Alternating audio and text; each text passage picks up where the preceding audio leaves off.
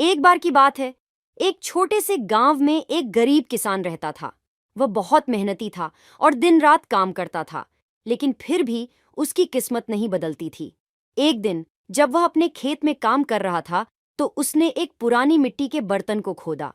जब उसने उसे खोला, तो उसे अंदर सोने के सिक्कों का ढेर मिला। किसान खुश होकर, ये क्या है? मुझे खजाना मिल गया है। किसान बहुत खुश था। उसने खजाने को घर ले जाकर छुपा दिया और अपनी पत्नी को बताया। उसकी पत्नी भी बहुत खुश थी, लेकिन उसने किसान को सलाह दी कि खजाने को बुद्धिमानी से इस्तेमाल करें। पत्नी, हमें इस खजाने को बेवकूफ़ों की तरह नहीं खर्च करना चाहिए।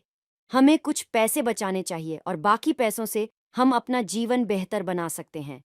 किसान ने अपनी पत्नी की बात मानी और बुद्धिमानी से खजाने का इस्तेमाल किया। उसने अपने लिए और अपनी पत्नी के लिए नए कपड़े खरीदे। उसने अपने घर की मरम्मत कराई और एक नई गाय खरीदी।